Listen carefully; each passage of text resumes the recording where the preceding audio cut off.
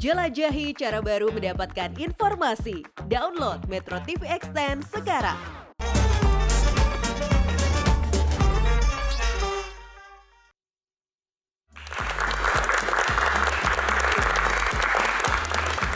Kita ke next box, silakan dipilih box nomor berapa? 2. Mistikus cinta. Wow. Wow.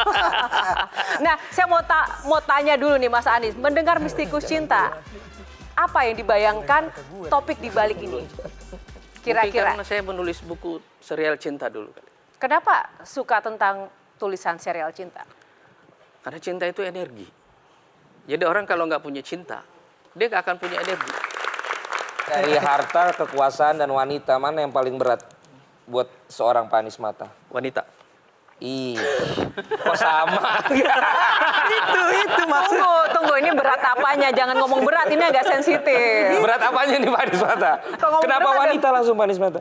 Karena kekuasaan itu kesepian. Oke, kalau di atas itu sepi ya. Harta juga itu kesepian.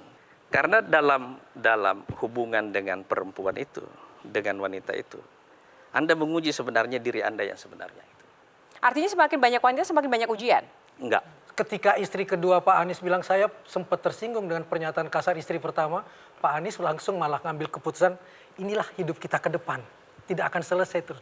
Tidak akan selesai. Jadi waktu saya dulu mau memutuskan poligami dulu, saya bertanya kepada diri saya. Saya ditanya nih, dulu di PKS ya. Karena kita kalau dulu mau poligami harus izin.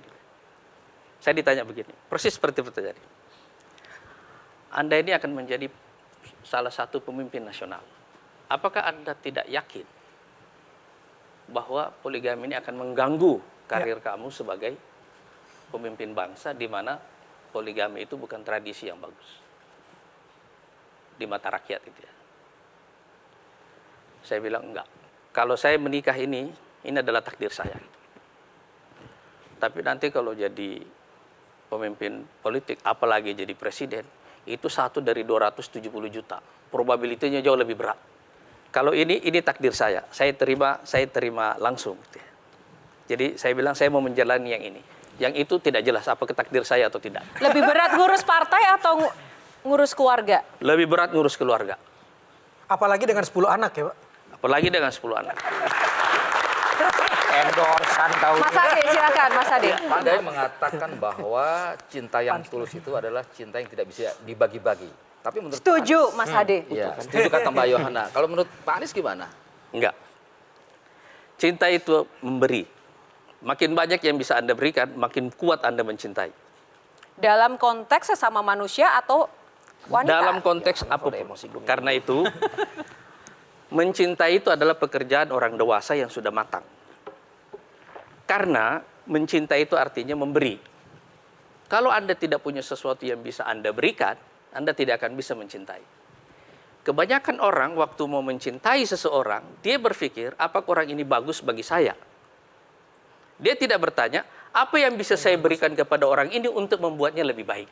Kalau alasan Pak Anies selain tadi motifnya adalah memberikan kebahagiaan kepada siapapun, berarti dalilnya bukan karena alasan-alasan ekonomi yang itu memang dicontohkan oleh Nabi Muhammad.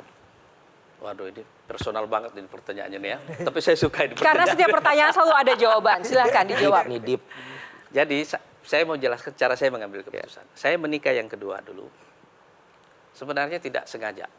Saya ada konferensi di Istanbul terus ke Turki. Hungaria.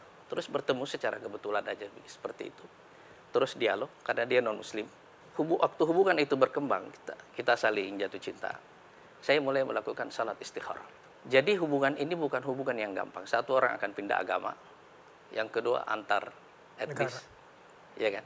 Yang ketiga dia akan masuk ke lingkungan hidup saya yang sangat rumit, sangat kompleks itu. Jadi saya bilang, cinta ada.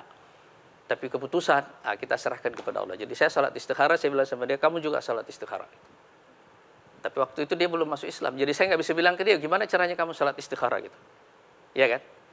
Jadi kita dialog aja seterusnya. Tidak ada, karena kita tidak ada. Saya tidak dalam posisi rush begitu ya, tergesa-gesa, tidak kebelet. Dia juga begitu, umurnya masih muda. Waktu itu 25 ya. Iya, tapi Mas Anies, kalau saya boleh bilang ya, cinta itu bisa datang kapan aja, orang jatuh cinta, begitu kan. Kalau dituruti ya nggak akan ada habisnya. Artinya di satu sisi sebenarnya kita juga bisa melihat bahwa juga tidak ada komitmen bahwa ketika jadi leader ataupun menjadi pemimpin dia harus komit juga terhadap satu hal yang memang dia pegang, apalagi cinta terhadap negara. Kalau saya cinta Indonesia, saya harus berbagi cinta dengan negara lain kan nggak bisa juga. Nah, artinya di saat yang sama sebenarnya tidak ada komitmen di situ. Kalau jatuh cinta diturutin, ya nggak akan ada habisnya. Bener nggak Kuku? Setuju nggak sih dengan saya atau Mas Anies? Yang mana nih? Yang rada saya mengganjal tadi adalah itu terjadi tiba-tiba saja. Tidak mungkin tiba-tiba. Tiba-tiba itu adalah konteks. Ya. Bukan sesuatu yang direncanakan. Konteks yang saya maksud adalah memasukkan orang di dalam kehidupan kita, dalam konteks kita, di mana kita ingin membuat hidup orang menjadi lebih baik. Itu konteksnya. Nah, tadi Mbak Yohana, ini ada protesnya tadi ya, bahwa soal berbagi. Saya seperti yang saya bilang, dan saya ulang-ulangi di buku Serial Cinta. Kenapa saya menulis buku ini? Karena saya merasa penting betul orang memahami persoalan ini, bahwa yang namanya mencintai itu adalah satu proses mengubah hidup orang lain menjadi lebih baik. Pertanyaannya gini Pak, kan Bapak pasti akan merasa membuat orang lebih baik, Gimana kalau orangnya maunya segitu-gitu aja? Seorang gua nggak mau lebih baik gitu gimana kalau kayak gitu? Bukankah itu pemaksaan namanya?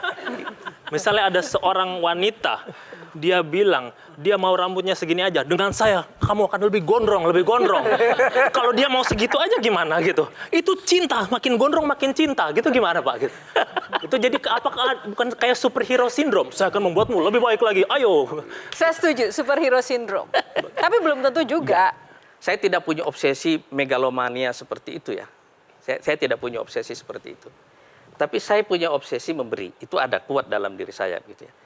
Tetapi merubah hidup orang itu tidak maksudnya adalah membatasi pilihan hidupnya. Merubah hidup orang itu membuatnya lebih. Maksudnya adalah membuat dia tumbuh seperti bunga. Dia harus mekar. Kita membantunya mekar. Itu maksudnya apa membuatnya mekar seperti itu? Maksudnya kita membuat potensinya seluruhnya keluar dari dalam dirinya supaya dia meledak sebagai sebuah kekuatan. Kalau pertanyaan saya justru masih membuka peluang untuk nambah lagi. Kalau Anda bilang sebenarnya itu berat tadi ngurus keluarga daripada ngurus partai. Mungkin kalau ada yang menantang itu. Wow. Saya masih penasaran nih sama soal. Kalau ada orang yang mengatakan orang itu berpisah bukan karena tidak saling cinta lagi, tapi karena tidak ingin saling menyakiti satu sama lain. Kalau di antara dua itu ada yang kemudian mengatakan saya sudah tersakiti, seorang Anies Mata juga karena semangatnya memberi, lalu memberi kesempatan juga untuk silahkan pergi. Itu mengapa kalau dalam rumah tangga itu Islam juga membolehkan perceraian. Ya. Karena kadang-kadang perikatan itu tidak membuat orang bertumbuh. Gitu. Ya. Itu keleluasaannya di situ. Walaupun Pak Anies mau bilang dua istri Pak Anies ini saat ini bahagia. saya nggak jamin ya. Oh, tunggu. Gini ya, sebagai perempuan saya pengen tahu kenapa Anda bisa menyampaikan, Anda tidak bisa menjamin kebahagiaan perempuan yang juga tadi Anda ingin bahagiakan di awal. Protesional. Jadi saya sebenarnya dari tadi mempertanyakan komitmen dari seorang Anies Mata. Katanya ingin membahagiakan perempuan. Tapi sekarang ditanya, apakah kedua istri Anda bahagia? Saya tidak menjamin. karena istri saya punya jawaban yang agak sama ya kalau saya tanya itu. Kalau saya tanya, kamu suka saya nggak? Dia bilang pasti suka. Menurut kamu saya baik nggak? Iya baik. Kamu marah nggak sama saya? Atau apa yang jelek dari saya? Dia bilang, kamu lebih bagus sebagai suami, bukan sebagai bapak. Gitu. Oke, artinya begini, kalau saya nanya ke istri Pak Anies baik nggak? Oh, salahnya banyak, sebanyak bintang di langit. Kok tetap bertahan karena sekali tersenyum Pak Anies seperti matahari yang menutupi bintang-bintang itu. Waduh. Kang Maman.